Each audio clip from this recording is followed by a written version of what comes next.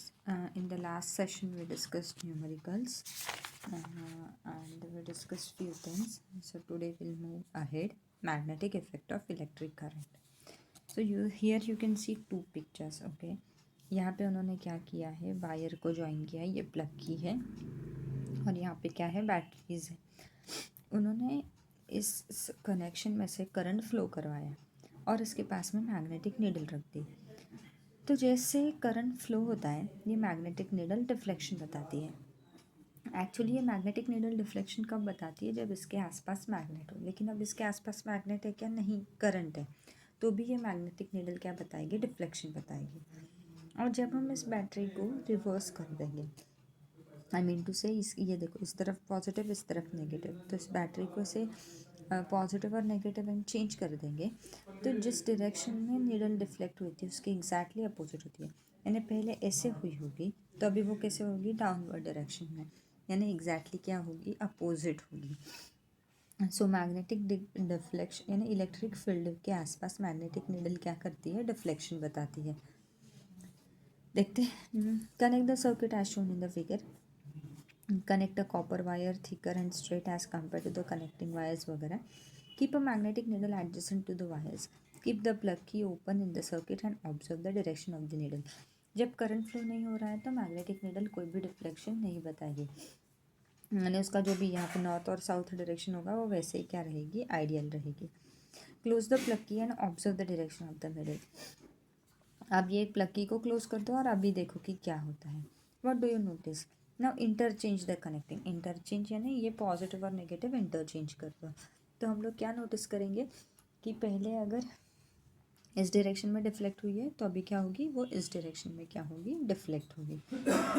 So do you notice? Yes, any relation? ये suppose ये clockwise में है तो अभी ये कौन से डायरेक्शन में जाएगी? एंटी क्लॉकवाइज में जाएगी।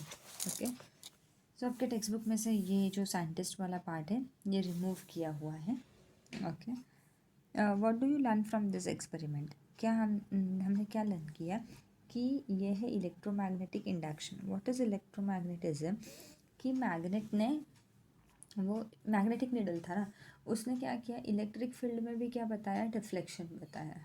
Okay, so what do you learn from this experiment? The magnetic field is observed because of the current in the wire. This means electricity and magnetism are closely related. Yes, exactly.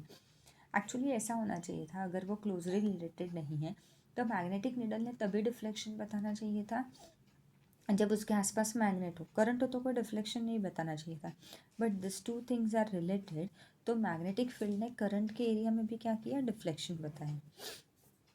It is not exciting. Therefore, we are going to study magnetic fields and such electromagnetic effects. So हम लोग ये देखते हैं. Finally, we will study the principles, construction and working of. ये हम लोग आगे देखने वाले इलेक्ट्रिक मोटर, जनरेटर वगैरह उसके बारे में। अब उन्होंने एक और एक्सपेरिमेंट करने को बोला है। उन्होंने ये थिक कॉपर वायर लेने को बोली है वगैरह, और इसके साथ उन्होंने यहाँ पे कार्डबोर्ड लगाया है और अभी करंट फ्लो करेंगे।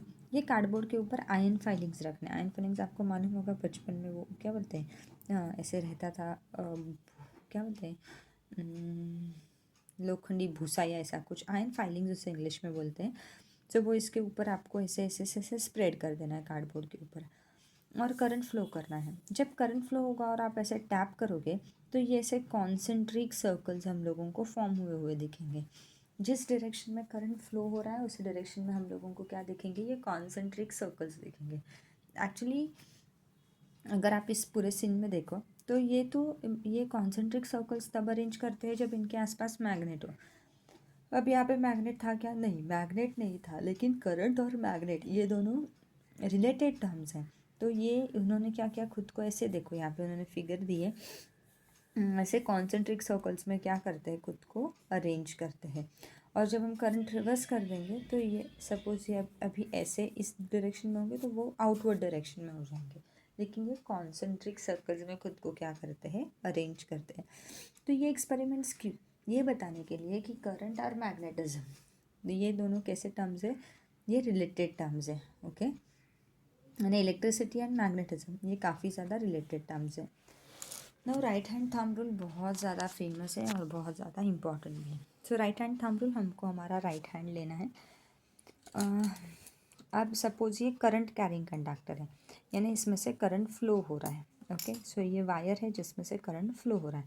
सो एज ऑफ नाउ करंट ऐसे फ्लो हो रहा है, या आप कैसे भी इमेजिन कर सकते हो। तो सपोज़ मैं ऐसे इमेजिन करी हूँ कि करंट ऐसे अपर डायरेक्शन में फ्लो हो रहा है। सो हम लोगों को क्या करना है, ये कंडक्टर को अपने राइट हैंड में पकड़ना है, जिसमें फिंगर्स ऐसे कर्ल होनी चाहिए, और ये थंब कैसे होना चाहिए, स्ट्रेट। थंब उसी डायरेक्शन में पॉइंट करना चाहिए जिस डायरेक्शन में करंट फ्लो हो रहा है। फॉर एग्जाम्पल, अगर करंट इस डायरेक्शन में फ्लो हो रहा है, इस डायरेक्शन राइट वाले में, सो आपको उसको ऐसे पकड़ना है और उसको ऐसे ये करना है। So this will show the direction of the current, so thumb will show the direction of the electric current. अगर ऐसा है तो ऐसा। Okay, so imagine this is a conductor in your right hand, so that the thumb points towards the direction of the current. ऐसे हो या ऐसे हो या ऐसे हो। So if thumb points to the direction of the current, then ये जो curled fingers है ना, ये curled fingers will show the direction of the magnetic lines of forces. यानी अब मैग्नेटिक लाइन्स ऑफ फोर्सेस इस डायरेक्शन में आएगी, यानी ये ऐसे, जैसे मेरे फिंगर्स अंदर की तरफ कर्ल है ना, वैसे ही आएगा। अगर इस डायरेक्शन में होगी तो मैग्नेटिक लाइन इस डायरेक्शन में होगी, देखो ना ऐसे। सो वो ऐसे सर्कुलर में होगी। अगर ऐसा होगा, इस डायरेक्शन में होगा, तो वो इस तरफ कर्ल्ड होगी, और ऐसे होगा तो ऐसे। सो इसे कहा जाता है राइट हैंड थंब रूल। ये 2 मार्क के लिए पूछा जाता है, इम्पॉर्टेंट है। सो क्या है, imagine that you are holding a current carrying conductor in your right hand. If thumb points to the direction of the current and the curled finger क्या करेगा, क्या देगा, direction of the magnetic fields. देखते हैं इधर। This is a convenient rule for finding out the direction of the magnetic field produced by a current flowing through an electric conductor. Imagine that you held the conductor in your right hand in such a way that your thumb points in the direction of the current. Then your fingers around the conductor. The direction of the fingers is in the direction of the magnetic lines of forces. ये क्या देते हैं हमको, magnetic lines of forces. So ऐसे ऐसे anyhow. Okay. So magnetic field produced by a current through a circular loop. Okay. अब ये बहुत इजी टू अंडरस्टैंड है। उन्होंने क्या दिया ये नहीं पढ़ते, उन्होंने ऐसे कंडक्टर अरेंज किया। ये आप लोगों को मालूम होगा, ये वेरिएबल रेजिस्टेंस है। 9th स्टैंडर्ड में आपको हुआ है, हमने रिवीजन सेशन में भी लिया हुआ। वेरिएबल रेजिस्टेंस यानी जिसका रेजिस्टेंस हम लोग क्या कर सकते हैं, चेंज कर सकते हैं। एक होता है फिक्स्ड और ये वेरिएबल है, जिसे रियोस्टेट भी बोलते हैं। इन्होंने ये कार्डबोर्ड के ऊपर 2 इसे लूप लिया है, यानी क्या हम लोग बोल सकते हैं, एक सर्कुलर लूप लिया है। सो एक कार्डबोर्ड है जिसमें 2 होल किए हैं, और उसमें से ये कॉपर वायर पास किया। अब हमको क्या करना है, इसके ऊपर आयन फिलिंग्स स्प्रेड करने हैं। जब हम स्प्रेड करेंगे तो हम लोग क्या देखेंगे कि इस एंड पे ऐसे कॉन्सेंट्रिक सर्कल्स फॉर्म हो रहे हैं, इस एंड पे कॉन्सेंट्रिक सर्कल्स फॉर्म हो रहे हैं। लेकिन जैसे ही हम इस कॉपर वायर से दूर जाते हैं, ये जो लाइंस है ये सर्कुलर नहीं, हमको ये कैसे अपीयर होती है, स्ट्रेट लाइन के जैसे। कैसे अपीयर होती है हमको, स्ट्रेट लाइन जैसे। हम लोग नोटबुक में देखते हैं इसको।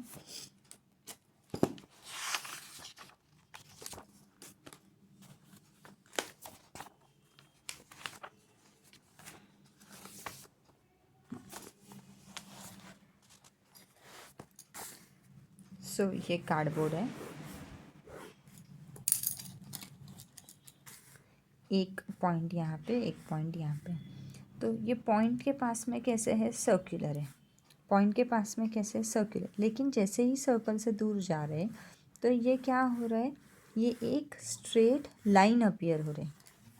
आप इमेजिन करते हैं कि हम लोग सर्कल से ऐसे ऐसे ऐसे ऐसे जा रहे हैं, लेकिन जैसे दूर जाते जाएंगे तो वो सर्कल का क्या होते जाएगा, एक टाइम के बाद क्या हो जाएगा, स्ट्रेट लाइन हो जाएगा। तो एग्जैक्टली वो वही बोल रहे कि जैसे हम लोग सर्कल से दूर जाएंगे वो क्या हो जाएगा, एक स्ट्रेट लाइन हो जाएगा। ओके, सो वही उनको इस एक्सपेरिमेंट में, इस एक्टिविटी में उनको वही बोलना है ना। नेक्स्ट इज सोलेनॉइड, इम्पॉर्टेंट है, स्टार मार्क करके रखते हैं। सोलेनॉइड यानी क्या, ये कॉपर वायर है। ओके, सो ये कॉपर वायर को जब ऐसे सर्कुलर फॉर्मेट में ले लेते हैं, या सपोज इस पेन के ऊपर मैंने बहुत बार कॉपर वायर ऐसे घुमा लिया और बाद में मैंने इस पेन को निकाल दिया, तो वो जो सिलेंड्रिकल शेप मिलेगा वो क्या हो जाता है, सोलेनॉइड। ओके, अगर इस सोलेनॉइड में से हम लोगों ने बहुत ज़्यादा करंट फ्लो करवाया तो हमको मिलते हैं मैग्नेटिक लाइंस ऑफ फोर्सेस। अब ये मैग्नेटिक लाइंस ऑफ फोर्सेस है क्या, देखते हैं।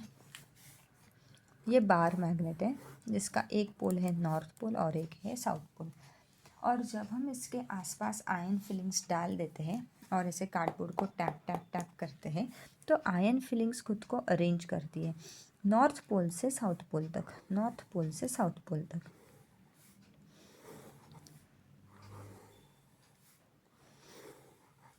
So magnetic lines of forces कहाँ से ओरिजिनेट होती है, नॉर्थ पोल, और जाती कहाँ पे है, साउथ पोल।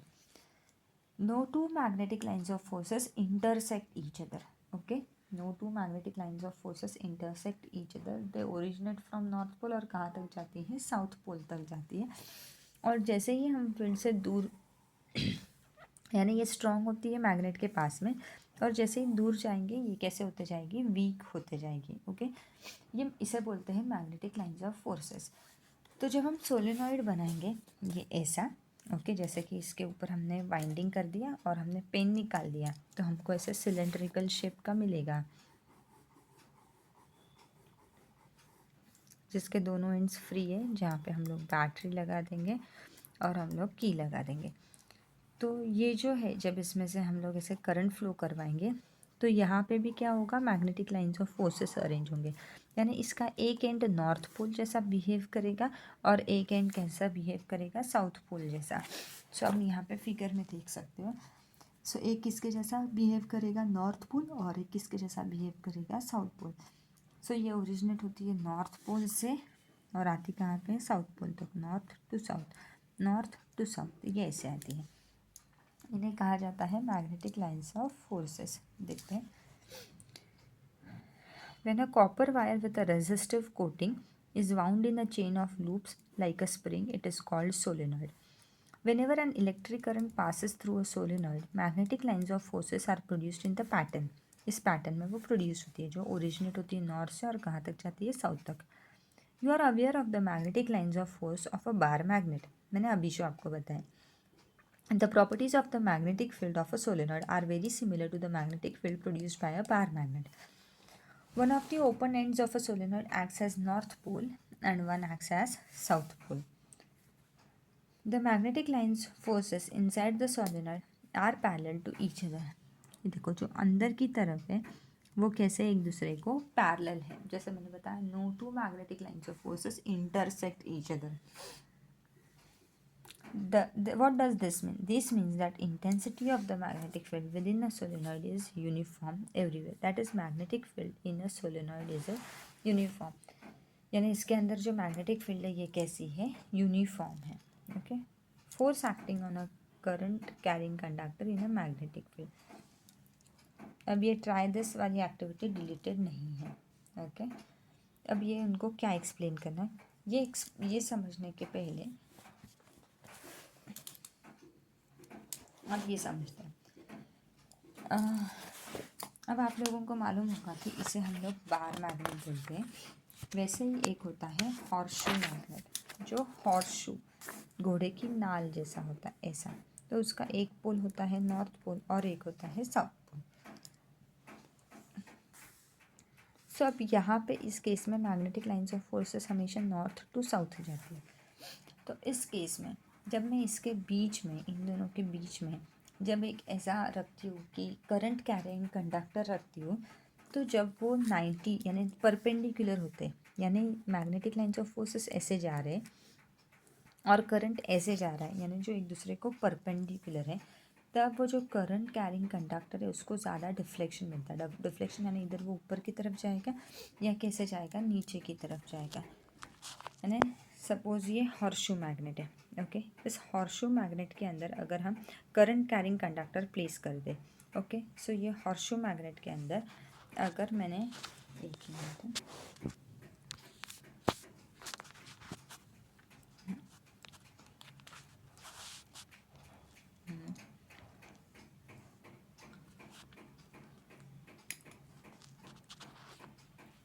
ओके, तो इस हॉर्सशू के अंदर मैंने ये मैग्नेटिक फील्ड रखी, तो ये नॉर्थ पोल है और ये साउथ पोल है। सो लाइन कहाँ से जाएंगे, नॉर्थ टू साउथ। लेकिन जब ये परपेंडिकुलर होंगे या मैग्नेटिक फील्ड एंड कंडक्टर, तो इस कंडक्टर को ज़्यादा से ज़्यादा डिफ्लेक्शन मिलेगा, यानी ये ऊपर की तरफ मूव होगा या फिर नीचे की तरफ क्या होगा, बेंड होगा, ऐसे कुछ भी हो सकता है। सो ये मैक्सिमम कब होता है, जब वो क्या होता है, परपेंडिकुलर ऐसे होते हैं। ओके, सो वही दिया है उन्होंने इस वाले इसमें कि डिफ्लेक्शन कब होगा, जब वो क्या होगा, परपेंडिकुलर होंगे एक दूसरे को। ओके, सो अभी ये जो ये एक्टिविटी है, ये हम लोग नेक्स्ट सेशन में करेंगे, यानी नेक्स्ट सेशन में हम लोग Fleming's left hand rule, right hand rule और ये इलेक्ट्रिक मोटर और जनरेटर ऐसा करेंगे। अब आपके इसमें से जो ये गैल्वेनोमीटर वाला पार्ट है वो डिलीट कर दिया है, ऐसे कुछ पार्ट कट कर दिया। सो ये साइंटिस्ट के बारे में जो भी इंफॉर्मेशन होती थी ये उन्होंने कट कर दी है। ओके, सो ये मैं आपको जैसे जैसे हम लोग लेसन में पढ़ते जाएंगे मैं आपको बताते जाऊंगी कि क्या क्या पोर्शन डिलीट किया। अब ये डिलीटेड पोर्शन अभी आया है, तो हमारा बहुत कुछ पहले कवर हुआ है। ओके, सो अभी कुछ नहीं, अभी हम जब वापस रिवीजन लेंगे या ये, तब मैं बता दूंगी कि इसका ये पोर्शन कट है या इसका ये पोर्शन है। Okay, so as of now will stop here, then continue in the next session. Bye guys, take care.